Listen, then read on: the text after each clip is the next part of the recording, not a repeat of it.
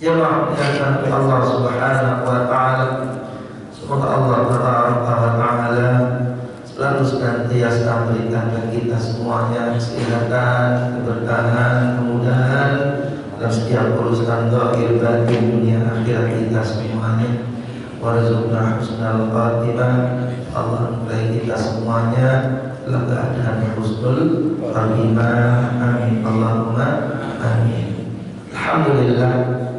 Jamaah rahmatullah insyaallah melanjutkan sama-sama kita baca ayat-ayat Allah Ta'ala. Kaji bareng yaitu sampai surah An-Nisa 95. Ya.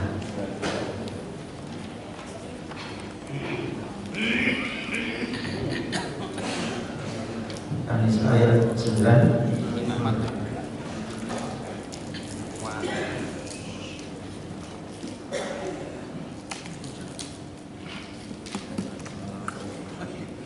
الفاتحة. أعوذ بالله من الشيطان الرجيم. بسم الله الرحمن الرحيم. الحمد لله رب العالمين الرحمن الرحيم مالك يوم الدين إياك نعبد وإياك نستعين اهدنا الصراط المستقيم صراط الذين أنعمت عليهم غير المغضوب عليهم ولا الضالين. Amin. Kita baca sama-sama ayat 95. Benar?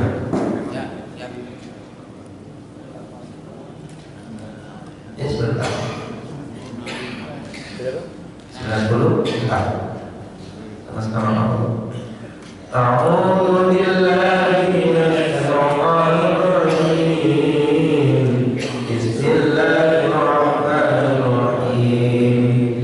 Ya ayyuhalladzina amanu idza darabtum fi sabilillahi fatabayyanu wa la taqulu liman alqa ilaykum as-salama lasta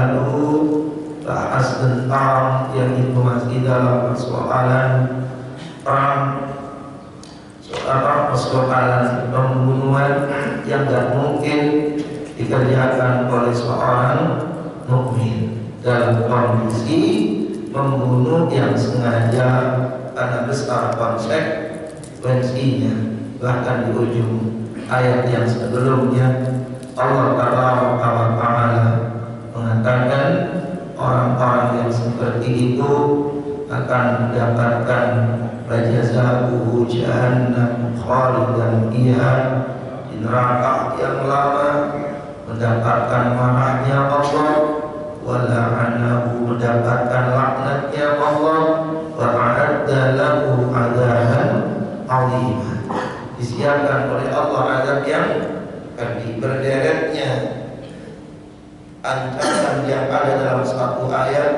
menunjukkan betapa besarnya dosa membunuh dan termasuk di dalamnya orang yang membantu terjadinya pembunuhan.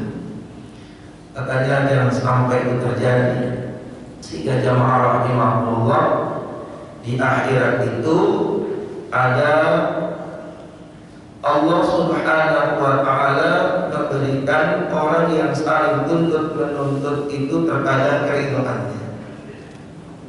Ya, terkadang keridhoannya Allah bikin orang yang nuntut dengan orang yang dituntut itu terkadang-kadang kemudian menjadi ridho.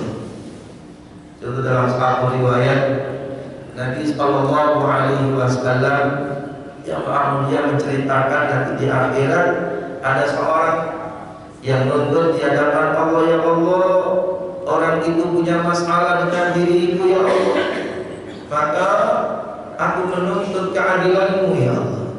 Kata Allah Ta'ala, ya sudah, ambil saja daripada kebaikan dia untuk membayarmu, ya, kebaikan dia untuk membayarmu.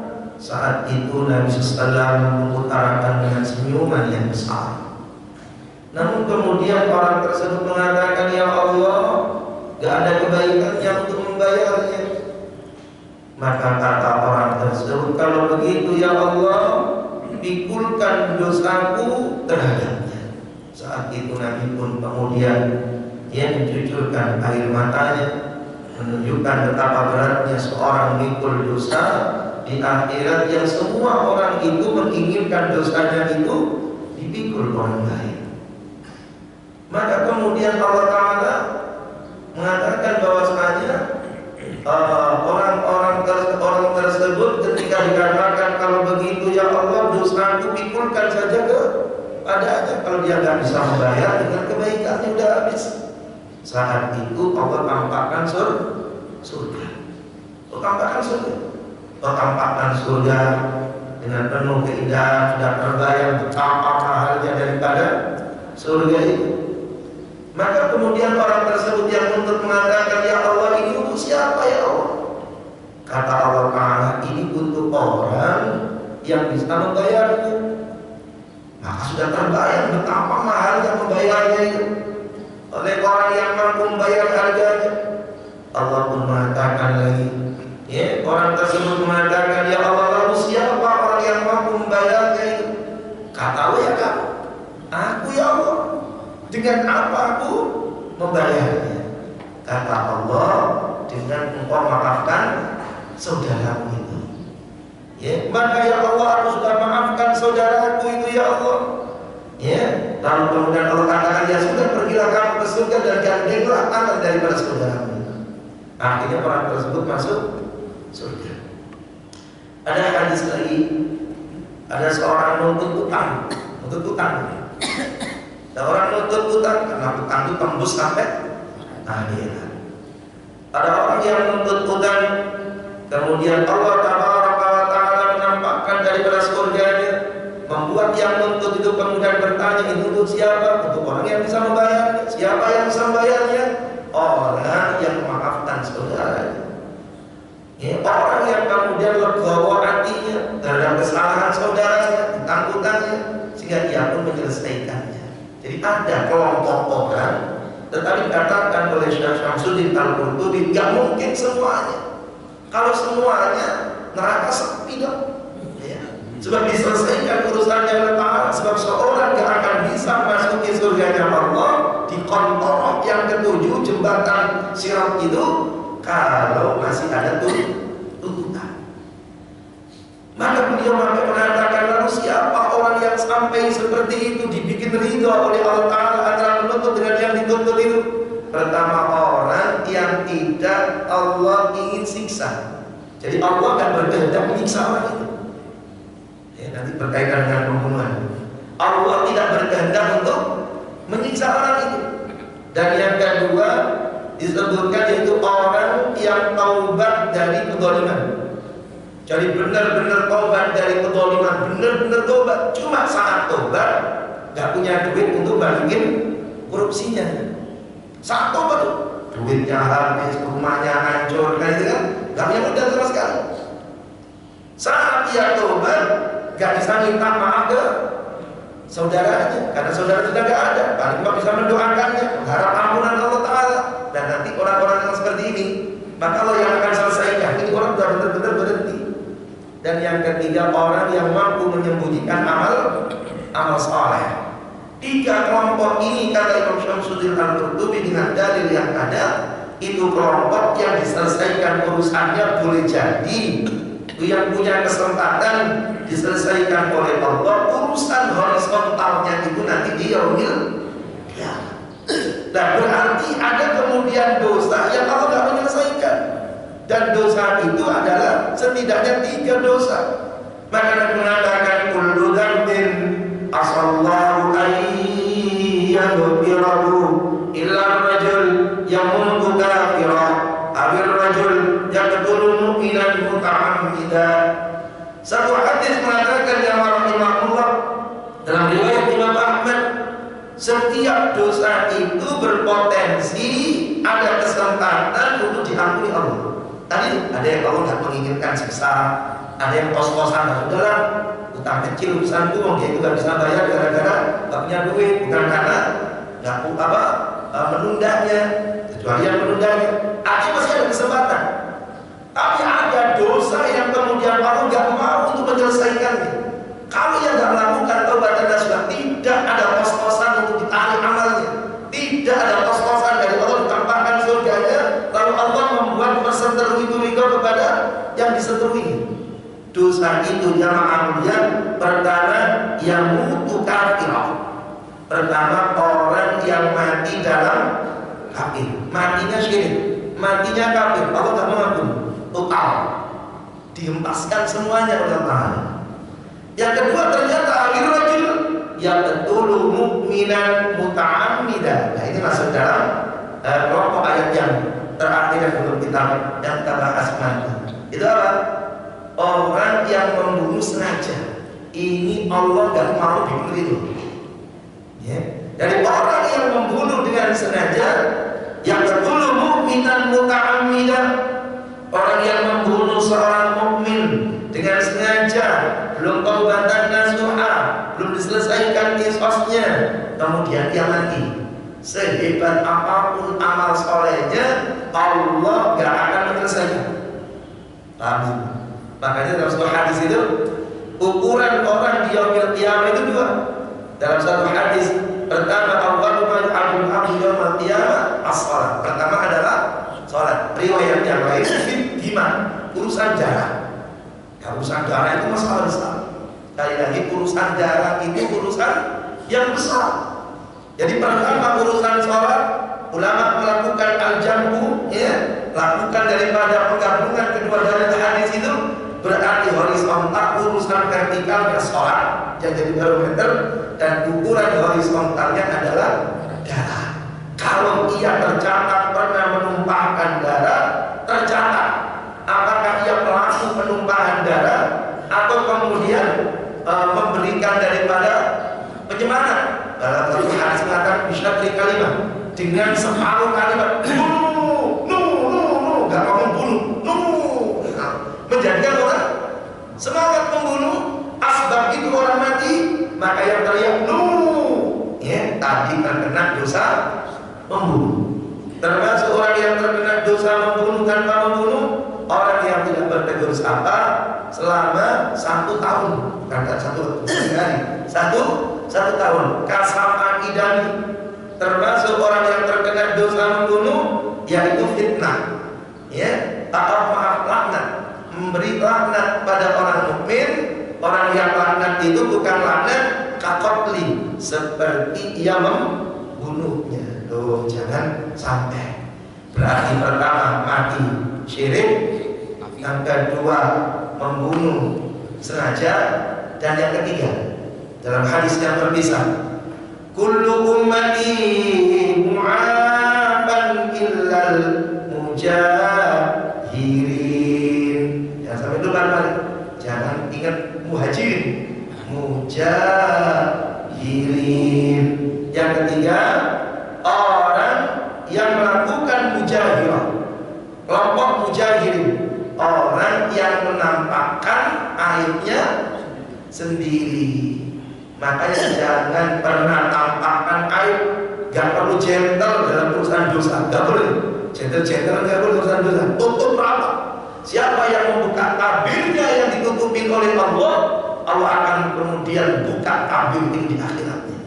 Ya, dan Allah akan maafin. Kalau dia bangga saat di dunia dengan dosa. Ini jangan sampai terjadi. Syirik, alhamdulillah, insya Allah enggak. Membunuh, insya Allah lah. Jangan sampai lah. Masalahnya yang ketiga ini, yang banyak biasanya bapak-bapak itu, ya, bapak-bapak yang berkerudung itu biasanya, ya, itu ibarat mujahirin. Jangan sampai nampakin aib, ya, rumah tangga saya nggak perlu sembunyiin, itu musibah, itman musibah. Ya, kalau itu perlu, maka nggak perlu menampakkan diri. Ada seorang yang ceritakan, pada itu kasus diri, jangan pernah mengatakan ini adalah saya ini rumah tangga saya itu di hadapan orang lain, depan ustaznya, depan siapa saya, ustaznya, pemirsanya, ya, pembuat tayangannya, semuanya berkumpul dalam urusan dosa ta'awun, dalam urusan bil itsmi wal udwan. Na'udzubillah min dzalik. Dan jangan sampai nyeritain aibnya sendiri. Bukan begitu, boleh dong aib orang lain. Ya Allah. Dah selesai. Sekarang kita lakukan yaitu ayat yang berikutnya, ayat yang ke-94. Bismillahirrahmanirrahim.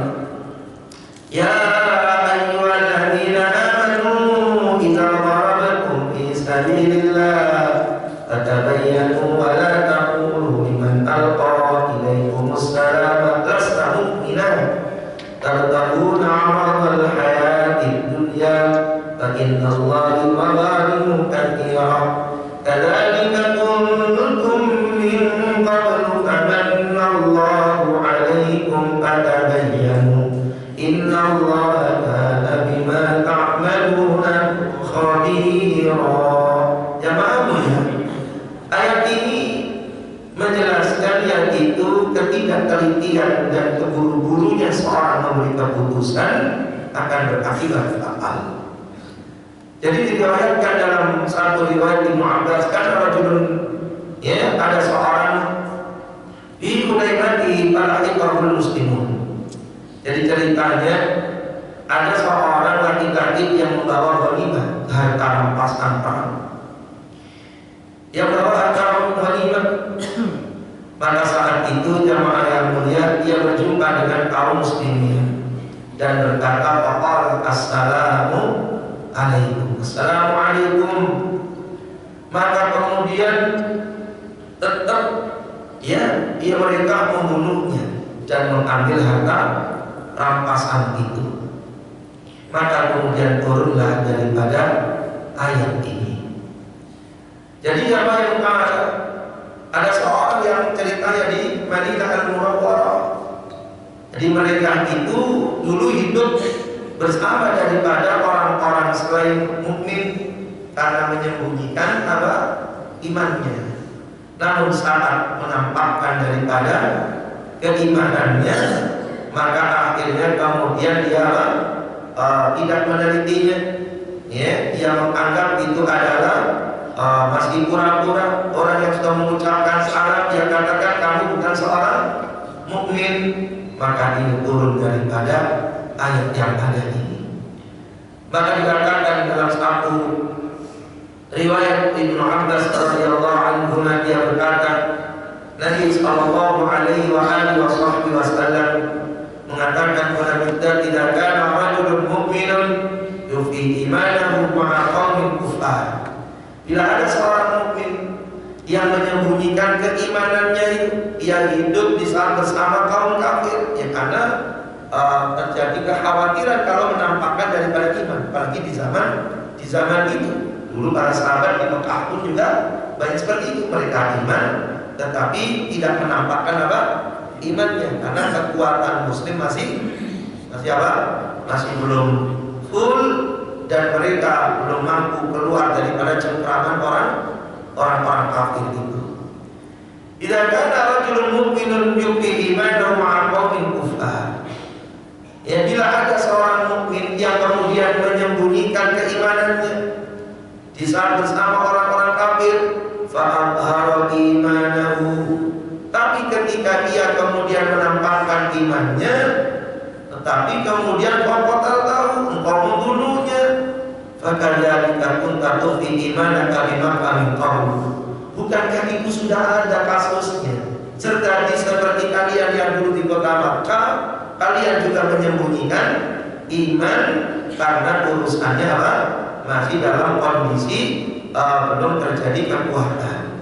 Jadi mengabaikannya hal tersebut, menuduhnya ia punya pura-pura mukmin itu, padahal benar-benar yang mukmin ternyata hanya keinginan mendapatkan harta dunia. Ia bunuh orang yang mengatakan ya salam tadi itu, kedamaian keimanan tadi, kemudian hartanya diambil semata-mata karena keinginan mendapatkan dunia. Dan ini yang kemudian dicampuri Allah Subhanahu wa ta'ala. Padahal kadzalika kuntum min qablu famannallahu 'alaikum, ya, famannallahu 'alaikum fatabayyanu. Begitu juga kondisimu, keadaanmu, kata Allah. Dulu kamu juga begitu kan, menyembunyikan iman, lalu Allah menganugerahi nikmat, famannallahu 'alaikum, maka fatabayyanu, telitilah penganut-penganut yang terdahulu.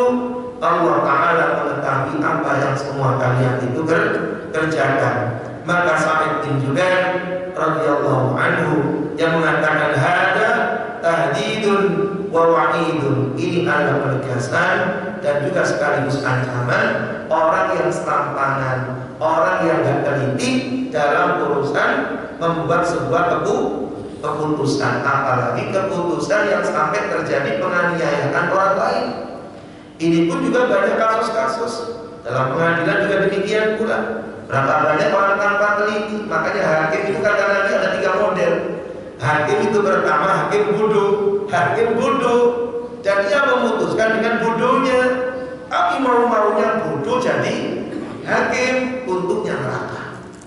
Hakim bodoh, bodoh spiritualnya, bodoh kemudian jiwanya, ya, bodoh aturan mainnya. Maka ia memutuskan dengan kebodohan itu, tanpa hati, tanpa perasaan, tanpa pasal. Maka hakim bodoh itu tempatnya neraka. Yang kedua, hakim pinter tapi tidak memutuskan dengan kepintarannya, maka untuknya juga neraka, serampangan.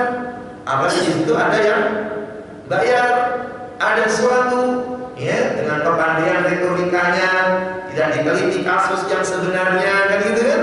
Main jadi hukum di situ, padahal ada orang yang terdolimi, ada orang yang terdolimi yang dihukum tanpa kesalahan, yang punya kesalahan bebas lingkar kangkung, padahal putusannya sudah inkrah, kan gitu kan? Ya sekarang mau ya. Ini jamaah mulia. Nah, hakim yang ketiga, hakim yang benar, benar aturan mainnya, artinya benar dengan arti dan aturannya Allah, asalnya pun juga dia hafal, dia teliti dengan kesungguhannya, maka hakim seperti itu dengan adil dia putusin, maka tempatnya di surga. 2 kecemplung ke neraka, 1 baru ke surga. Masya Allah ya, berat jadi hakim. Karena dia apa? Seperti wakilnya Allah di permukaan bumi, putusin. Salah jadi salah, benar jadi benar. Jangan sampai salah keputusannya. Dan jamaah pun ya, zaman itu kemudian seperti tersebut ada orang yang kemudian muslim, tetapi kemudian keislamannya masih apa itu? Masih tersembunyi, menyembunyikannya. Ketika menampakkan malah justru dibunuh. Ya, maka dalam riwayat yang kemarin, ya, dalam satu riwayat Abu Darda kan, ketika ada orang mau dibunuh menjadi apa? La ilaha illallah, langsung diikam sekalian. Karena Nabi sallallahu alaihi wasallam, ya, dan kenapa pembunuhnya? Itu hanyalah pura-pura ya Rasul. Mau ditikam dia ngomong la ilaha illallah, pura-pura. Maka Nabi mengatakan, apa kamu sudah belah dadanya? Apa kamu sudah belah dadanya? Dan kau temukan kalimat itu adalah kalimat kebohongan. Masya Allah. Nabi itu begitu hati-hatinya dalam urusan keputusan ini. Ini jamaah yang mulia. Maka ini bagi mereka jangan sampai serang tangan dalam urusan ini. Maka kita lihat sekarang, yaitu keutamaan daripada jihad, ya, dan apa udzur yang ada di dalamnya. Allah firmankan, la yastawil qa'iduna minal mu'minina ghairu ulil dharari wal mujahiduna fi sabilillahi bi amwalihim wa anfusihim. Faddala Allahul mujahidina bi amwalihim wa anfusihim alal qa'idina darajat wa kullahu wa'ada Allahul husna. وفضل الله المجاهدين على القائدين أجرا عظيما درجات منه ومغفرة ورحمة وكان الله غفورا رحيما. Jamaah rahimakumullah.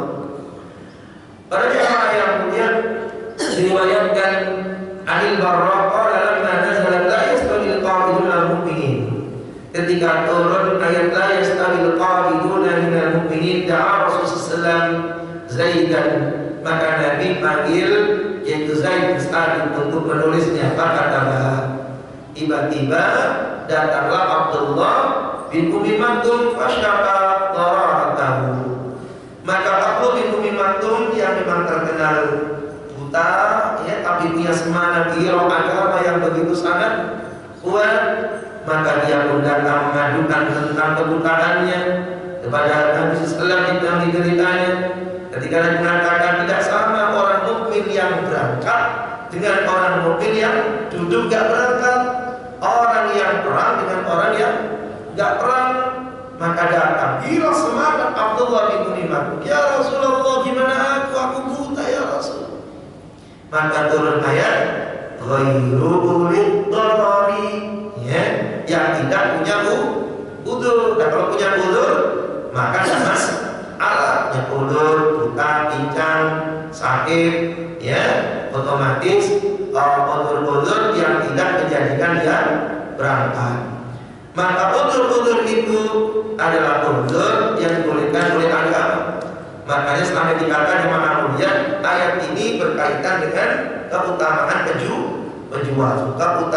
pejuang, keutamaan orang yang berjihad, orang yang berhijrah, ya, dan kemudian juga keutamaan orang yang mempunyai kekuatan nawaitu niat tetapi ia tidak melakukannya disebabkan oleh udzur, menjadi sebuah dalil pelajaran yang sangat besar bahwasanya jangan sampai seorang itu tidak melakukan taat hingga sampai datang namanya udzur. Jadi kalau tidak datang udzur jangan sampai enggak. Ya. Jadi orang yang udzur gak ikut perang tetapi kepingin perang, ia mendapatkan nilai perang. Makanya Rasul mengatakan inna bil Madinah aqwaman. Di Madinah itu ada satu kaum, masirkum min masirin wala taqattum min wadin. Tidaklah orang itu jalan kecuali dia ikut jalan. Tidaklah kemudian kamu menempuh mengeluarkan infak, ya aku juga ikut mengeluarkan infak. Tidaklah orang berperang kecuali ia juga perang. Illa wa hum ma'akum fi. Ia bersama kalian. Cuma qalu wa hum bil Madinah ya Rasulullah. Kata Nabi, qala na'am hadasahumul udzur. Yang mencegahnya ia enggak bersama kalian itu cuma udzur. Andaikan ia badannya sehat, ya pasti ikut perang. Andaikan dia badannya sehat, gak ada masalah, ya maka dia akan ikut perang kepada kalian. Tidak pernah ia lepas dengan kalian. Illa wa hum ma'akum. Mereka bersama kalian terus. Tercegahnya ia gak bersama kalian itu kalau kena udzur. Kalau kena udzur, ia gak ikut sama kalian. Maka orang yang udzur ini nilainya sama dengan begitu. Makanya amalan yang besar. Sering kita mengatakan jangan pensiun jamaah, jangan pensiun ngaji sebelum waktunya pensiun dini. Jangan pensiun dulu rajin orang tua Ustaz.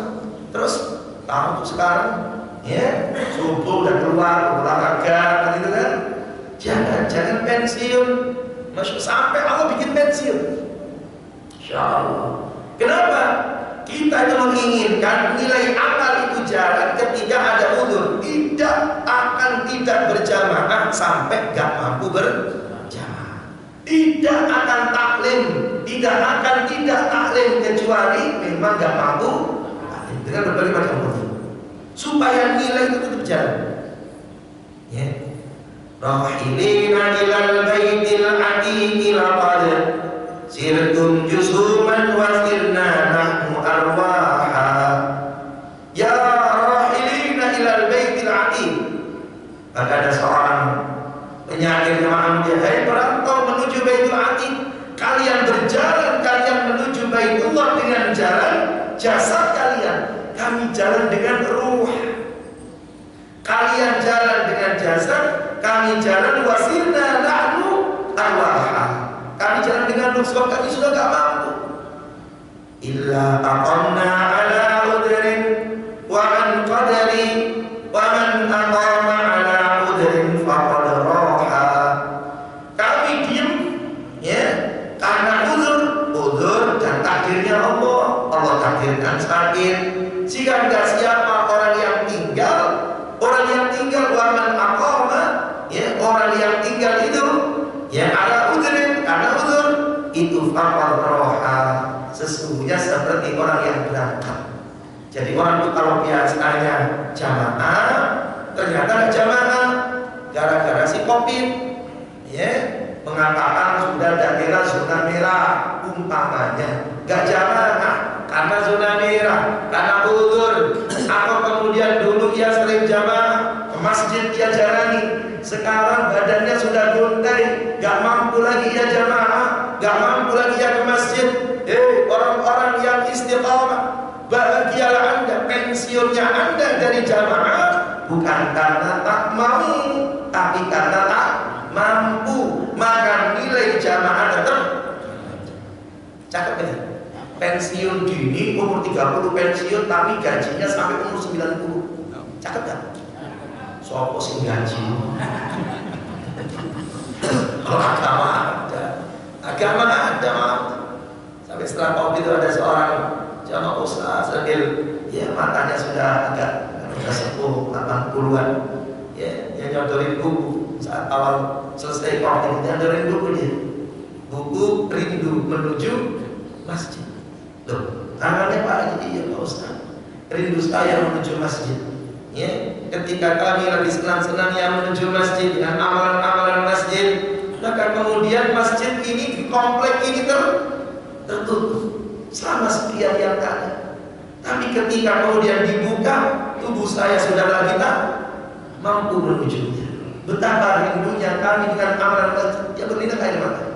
Ya, di kantor masjid dia mengatakan seperti itu, di masjid di Baitul Hakim. Apa kata kami? Hei orang yang berdirilah Anda dengan kebanggaan bahwasanya nilai amalan itu tidak akan hilang di hadapan Allah. Terus Anda mendapatkannya sebab Anda bukan tak mau, tapi tak mampu. Ya, terbuka di jamaah ya ra'ilina ilal baitil atiq ila qad sirtum jusuman wa sirna nahnu arwaha. Hei orang yang menempuh perjalanan ke Baitul Atiq, kalian berjalan dengan jasad kalian, kami jalan dengan ruh kami. Idalla inna aqamna ala qadrin wa an qadari, ya, wa man aqama ala qadrin faqad raha. Maka orang yang tidak berangkat nilainya sama dengan orang yang berangkat, sebab dia dalam kondisi maka bahagialah Abdullah bin Ummi Maktum. Masya Allah. Nah, ayat ini juga menjelaskan tentang jamaah yang mulia. Ini adalah keutamaan orang yang berjihad. Orang yang berjihad fi sabilillah. Maka Allah katakan la yastawi, gak sama orang berangkat dengan orang yang gak berangkat. Jadi kalau ada orang ngomong amalan dengan yang gak amal sama, gak bisa. Kecuali orang itu artinya ta'alluq dengan amal. Sama aja ngaji ke masjid dengan di rumah, orang itu kedengeran kok mic-nya. Itu beda mas. Satunya jalan, satunya enggak. Mau ya. Sama aja ngaji gak ngaji, yang penting kan artinya ditambah beda lagi. Satunya ngaji, satunya enggak. Lalu yang sama-sama di masjid saja beda. Oh, gak sama.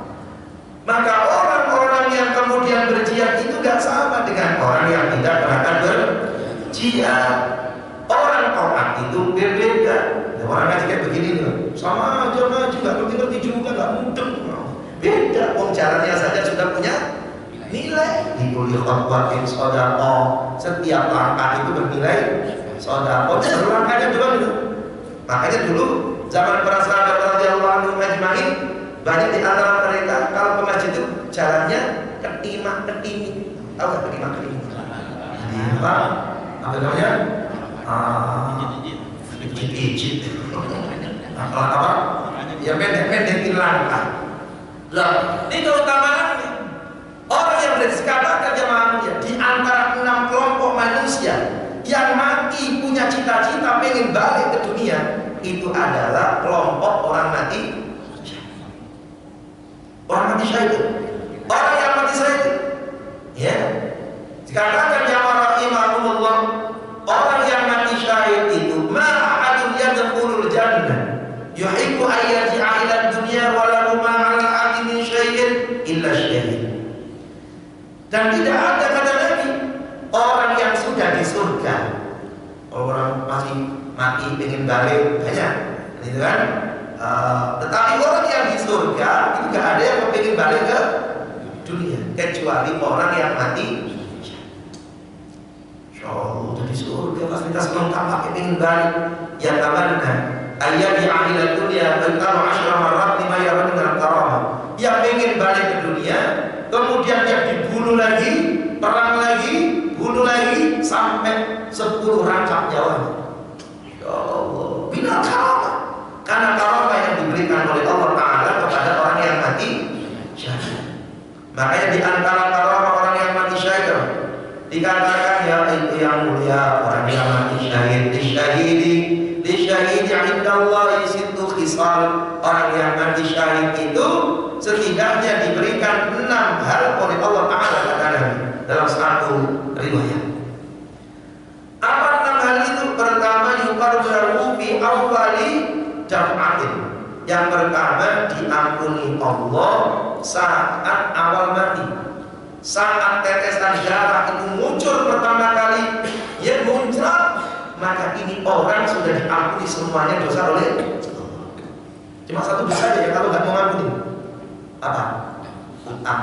Yuqarru li syai'in landan. Orang mati syahid diampuni Allah kecuali utang. Ya, utang nggak lunas. Utang jilbab sampai utang mobil dan rumah. Utang panci juga termasuk utang panci. Nah, kecuali yang 3 orang tadi itu, yang memang dibikin seteru dengan penyeteru selesai ya kan kita nggak ngerti. Makanya utang itu masya Allah. Li syahidi illad apa? Orang yang mati syahid baru li syahidi illad. Yang kedua wa yara man adahu minal jannah. Keutamaan orang mati syahid yang kedua itu wa yara man adahu minal jannah. Insyaallah diperlihatkan surganya saat awal mati. Allah karim. Saat awal mati itu alamat surganya sudah ini surga kami. Mati syahid. Insyaallah itu ya. Orang yang mati syahid. Ya. Yang ketiga jamaah rahimahullah disebutkan wa yujar min adabil qabri wa ya'manu min farzil akbar. Yang ketiga dihindarkan dari azab kubur. Dihindarkan dari azab kubur dan aman dari huru hara kiamat. Allah. Makanya orang-orang yang keyakinannya begitu luar biasa itu pantang mundur, bahkan menginginkan mati. Kemarin itu diceritakan itu Khalid bin Walid sampai dia memompas semangat, para pengecut, apa yang bikin kalian lari dari medan tempur? Aku Khalid pengen mati, tapi mati pun di atas tempat tidur. Mompas dia, insyaallah. Kalau pamitan sama istrinya, doain aku mati. Nah, kata istrinya, demi cintaku kepadamu, aku doain kamu mati. Ada nggak yang suami doain mati sama istrinya? Ya, karena mati syahid itu perkara besar. Tetapi beliau tidak mati dalam medan tempur, mati malah di atas tempat itu. Para jamaah yang mulia, ada dalam satu riwayat 4 hingga 5 orang yang diringankan bebas dari azab kubur. Pertama ribat mati di perbatasan negeri yang dijaga, namanya ribat. Ya tugas apa itu namanya? Tugas negara, petugas negara ya yang dibela muslim banyak iman, kemudian dia mati di perbatasannya, itu ribat namanya, itu bebas azab. Yang kedua mati syahid, dalam keterangan yang panjang mati syahid. Yang ketiga jamaah dia mati hari Jumat, dalam satu riwayat orang yang mati hari Jumat jamaah, tapi pasti dalam keadaan iman, ada iman ya, ada amal-amal. Yang keempat orang yang baca surah Tabarak. Surah Tabarak. Nah yang kelima ini diperselisihkan ulama ya riwayatnya, yaitu orang yang meninggal dalam hal sakit perut itu diare, apa lagi yang berkaitan perut, lambung ya, tapi berselisihkan paling tidak 4. Lah, kesekian hal ini itu susah untuk dikerjain. Riba kita enggak, mati syahid tidak pernah bawa senjata ke medan tempur, artinya agak-agak susah. Ya walaupun nilai syahid semoga mendapatkan. Mati Jumat urusannya Allah, matiin kapan? Nah berarti yang bisa dikerjainnya apa? Tabarok.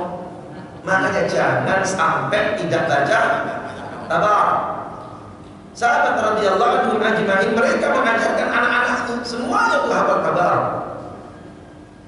Ya. Mereka mengajarkan anak-anaknya untuk menghafalkan tabarok. Sebuah persenjataan yang besar. Ya suratul munjiyah. Surat yang menyelamatkan, surat yang menolak daripada azab. Ini satu-satunya amalan yang mungkin banyak orang bisa mengerjakan. Maka jangan sampai tidak dikerjakan. Kalau syahid, ya semoga mendapatkan nilai syahid. Antara lain dan mengatakan siapa orang baca 3 ayat terakhir surah Al-Hasyr, Wallahu alladzi la ilaha illa hu alimul ghaibi wasyahada warrahmanur rahim. Wallahu alladzi la ilaha illa hu al-malikul quddusus salamul mu'minul muhaiminul azizul jabbarul mutakabbir. 3 ayat terakhir surah Al-Hasyr surah 59 dibaca pagi, ya, maka Allah kirim 70.000 malaikat untuk backingin dia sampai sore. Jika dia mati belum sore, maka tergolong syahid. Siapa orang yang kemudian membacanya di waktu sore, ya, maka Allah kirim 70.000 malaikat hingga sampai pagi.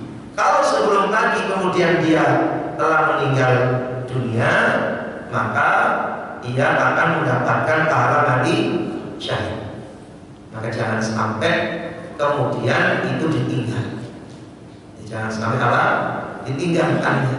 Jadi paling tidak seorang itu, ya, untuk, ya, berniat mati syahid supaya tidak mati dalam kondisi mitatal jahiliyah, mati jahiliyah. Alhamdulillah tidak. Makanya ini yang kemudian kita bisa kerjakan. Makanya dibaca 3 kali. 3 kali di waktu pagi, 3 kali di waktu sore. Ya, Allah kirim 70.000 malaikat. Kalau belum waktunya sore meninggal, maka insya Allah mati syahid. Ya, insya Allah. Ya, katakan summa qara'a thalatha ayatin min akhir suratil Hasyr. Ya, waqalallahu bihi sab'ina alfa malakin. Allah kirim 70.000 malaikat yusalluna alaihi hatta yumsi, ya, menjaga, mengucapkan, memohonkan ampun kepada Allah hingga sampai sore. Wa imma fi dzalikal yaum kal qiyamati mata syahida, maka dihukumi mati syahid. Wa man qala hina yumsi kana tilkal manzilah. Begitu pula dibaca di sore, maka kedudukan yang sama seperti pagi tadi. Maka ini jangan sampai tidak dibaca. Ini jamaah yang mulia. Nah, kembali pada orang yang mati syahid, ya, dikit lagi, yaitu beraras syahid. Wa yudaru ala ra'si tajul waqar. Keutamaan orang yang mati syahid lagi dalam satu hadis, yaitu diberikan mahkotah di akhirat. Diberikannya oleh Allah, diberikan mahkota kemuliaan. Sampai dikatakan Imam Mulia, al-yaqutatu minna khairun minad dunya wa ma fiha. Satu batu permata yang di kepalanya itu mahalnya lebih mahal dari dunia dan Masya Allah. Dunia ini isinya apa? Macam-macam. Ada laut sama pasirnya, ada pasar pramuka, macam-macam. Ya, isinya dunia. Masya Allah. Di satu batu permata itu, ya, itu lebih baik dari dunia dan wa yuzawwiju isnataini wa sab'ina zawjah. Dikawinkan Allah dengan 72 bidadari. Masya Allah. Dikawinkan Allah dengan 72 bidadari. Bidadari minal huril 'ain. Huril 'ain yang begitu indah matanya. Oh, Masya Allah. Bidadari itu kalau kedip saja, Pak, dunia ini bisa, ya, hancur kalau ketiknya. Wa yusyafa'u fi sab'ina min aqaribihi. Dan yang terakhir diberi hak memberi syafaat 70 orang kerabat. 70 orang kerabatnya. Masya Allah, itu keutamaan orang mati syahid. Maka Allah Ta'ala katakan la yastawil qa'iduna minal mu'minina ghairul darari wal mujahiduna fi sabilillah bi amwalihim wa anfusihim. Dan kemudian dikatakan Allah Ta'ala mendahulukan yang berikan orang yang berjihad di jalan Allah dengan harta dan jiwanya. Didahulukannya kalimat harta karena yang dibutuhkan besar dalam pertempuran itu adalah finansial harta. Senjata saja sekali dor itu sudah 2 miliar, 3 miliar. Padahal sekali keluar, ya. Belum lagi yang lainnya. Maka faddalallahu al-mujahidina bi amwalihim wa anfusihim 'alal qa'idina darajat. Allah lebihkan mereka itu, kata Allah, daripada orang-orang yang duduk, yakni derajat yang tinggi. Wa qul wa'adallahu husna. Ya. Jadi orang-orang yang mulia, orang-orang yang mendapatkan derajat dari Allah, ampunan rahmat yang diberikan oleh Allah Ta'ala.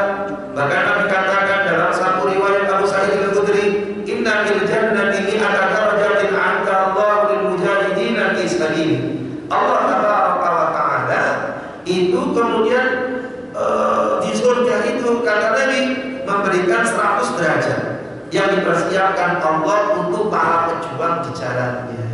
Masya Allah, ya, jarak antara setiap 2 derajat itu seperti jarak yaitu kama bainas samai wal ardh, antara langit dan bumi. Di ringkas-ringkasnya ayat yang ada ini jamaah mulia, ayat yang memompa semangat perjuangan jihad fi sabilillah dan juga nilai udzur ya saat apa?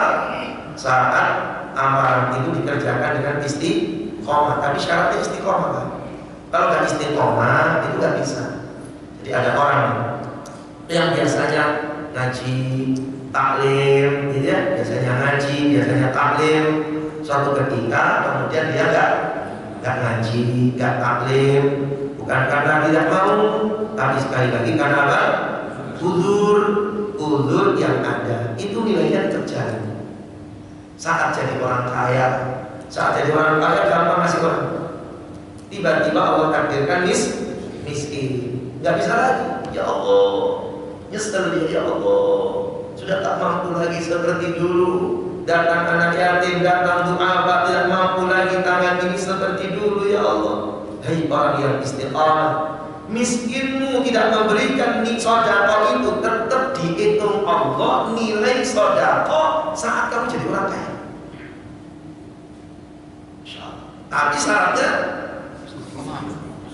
apa ya? Istiqomah. Jadi kalau istiqomah nggak bisa. Ada yang sakit kita kunjungi, ya. Gimana Pak kabarnya? Alhamdulillah Pak Haji, doain ya bapak-bapak rombongan masjid, doain saya sehat, ingin gabung ke masjid. Berarti belum ke masjid. Kalau saya sembuh ingin gabung ke masjid, dapat nilai nggak? Nggak. Enak aja. Dia mau niat apa ya? Begitu baru niat. Gimana ceritanya? Ya, doain Pak Haji, kemarin haji, udah miskin, udah pensiun, nggak jadi pejabat, pengen saya ikut bangun ini, halah. Ya. Udah niat, bukan niat itu, ya. Apa itu namanya? Kalau dalam bahasanya Imam Hasan Al-Basri itu, istighfaruna yahtaju ila istighfar. Istighfar kita itu butuh istighfar. Artinya apa? Kalian meledek Allah, kecepatan ngomong daripada perbuatannya. Kata Imam Al-Qurtubi kan gitu ya. Itu zaman Imam kita Hasan Al-Basri. Zaman Imam Hasan Al-Basri mengatakan istighfaruna yahtaju ila istighfar. Terus gimana zaman kita? Kan begitu. Kita kembali kepada sunnah, ngomong sunnah tapi perbuatannya enggak nyunnah. Ketemu orang tak negur, takut pancoran, diem aja mau dia, merasa paling nyunnah, gitu kan? Masya Allah, ya nyunnah apa? Mau ya. Ini namanya nyunnah kalian butuh istighfar. Orang astagfirullah ngomong istighfar tapi nggak pernah tobat. Ini namanya istighfar, kita itu butuh istighfar. Itu maknanya. Nah, apa dalilnya? Rawahul Bukhari. Kata Nabi, "Idza maridal 'abdu aw safara, kutiba lahu mithlu ma kana ya'malu muqiman shahiha." Rawahul Bukhari. Ya, jika seorang itu sakit,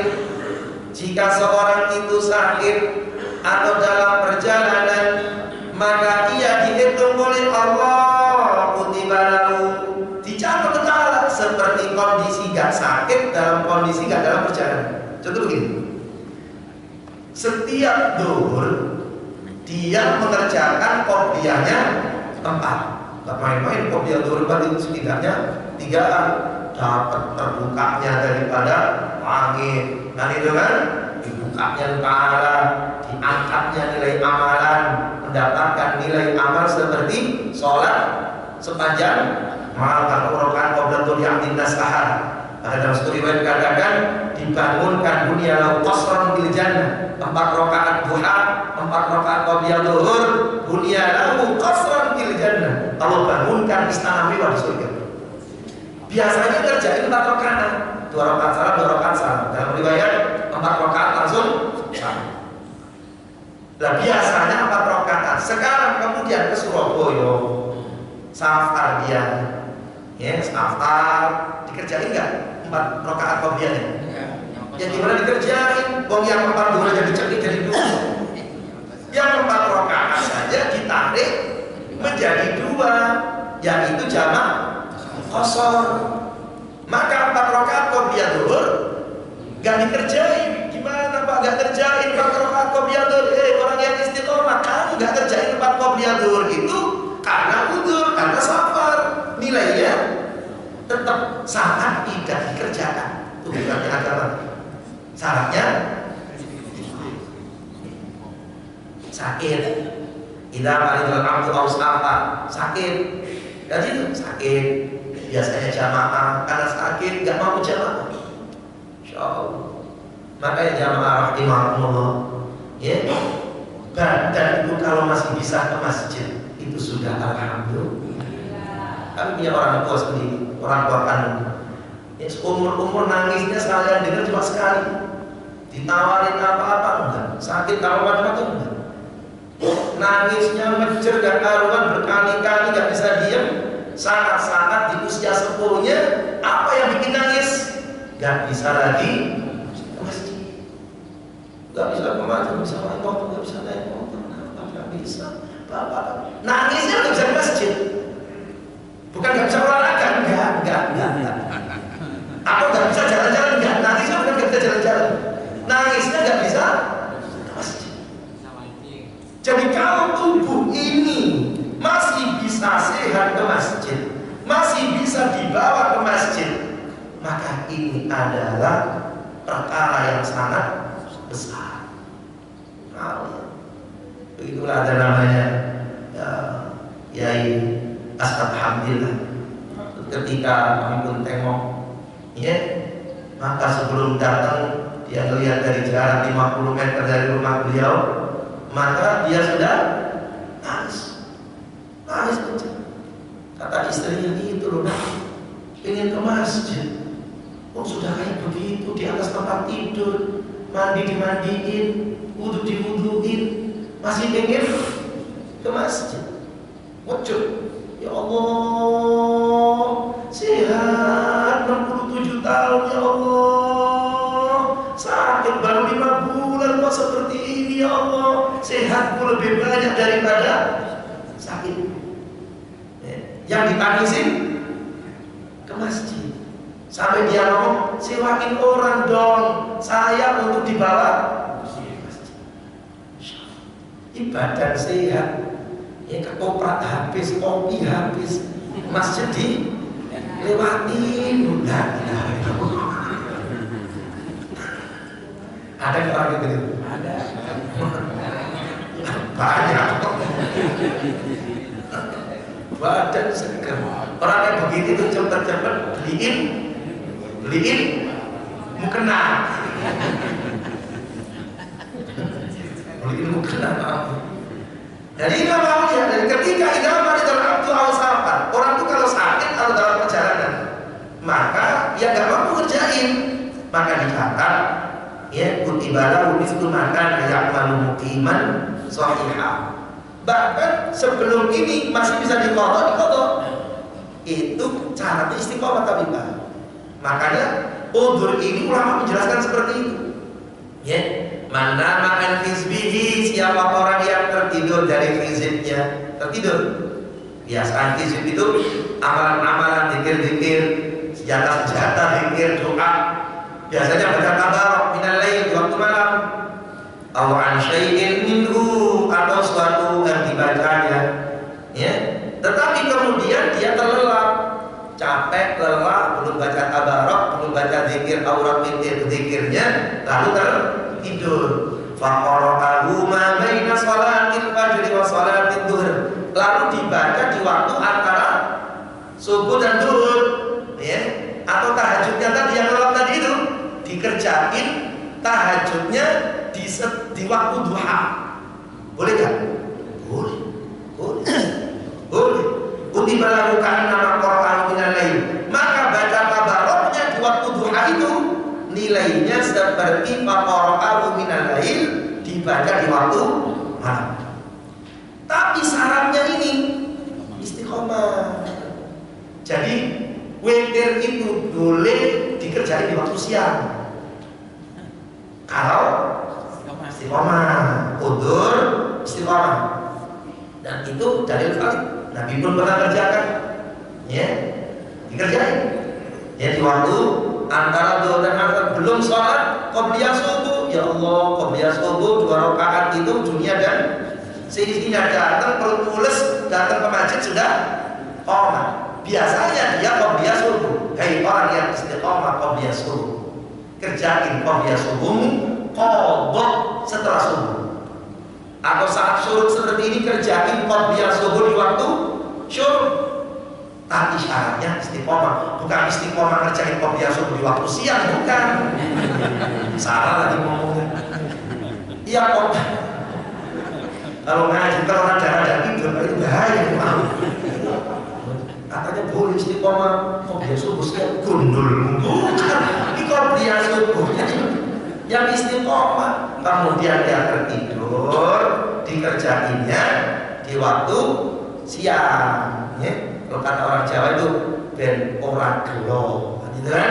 Agama itu gitu, ben enggak sedih. Karena sudah menjadi kebiasaan, orang kalau jadi kebiasaan, biasanya baca Quran, enggak baca Quran, ada satu kegelisahan. Orang tergantung kebiasaannya apa. Jadi jamaah rahimahullah. Makanya ini syaratnya istiqomah, ya, istiqomah. Kalau bisa diqadha, ya. Tapi kalau tidak bisa diqadha, berarti sudah mendapatkan nilai karena terjadi udzur tadi. Itu aman, ya. Makanya jangan karena pensiun sebelum waktunya. Ngaji terus sampai digaji, sholat terus sampai insyaallah istiqomah. Insyaallah, ya. Inilah jamaah rahmatullah 10 menit yang bisa kita sampaikan, ya, sampai pada ayat yang bahas tentang keutamaan jihad, ya, ayat 96, ya.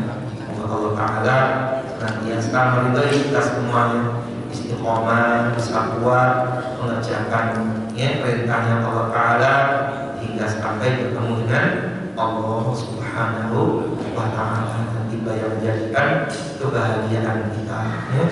Nah, kebahagiaan kita, kenangan yang paling besar, ya, adalah saat-saat melakukan ketaatan kepada Allah Ta'ala. Jadi sekali lagi yang mulia diperlukan istiqomah, ya. Innamal a'mal binniyat, itu pun juga masalah hijrah, itu pun tergantung awal ibunya, itu pun juga tergantung istiqomahnya dalam amal. Maka selalulah istiqomah, jangan sampai amal itu anget-anget martabak telur, ya. Kayak taukai ayam aja, anget-anget martabak telur, ya. Insyaallah. Ngaji enggak, jamaah enggak, naik turun kayak curug begitu mau.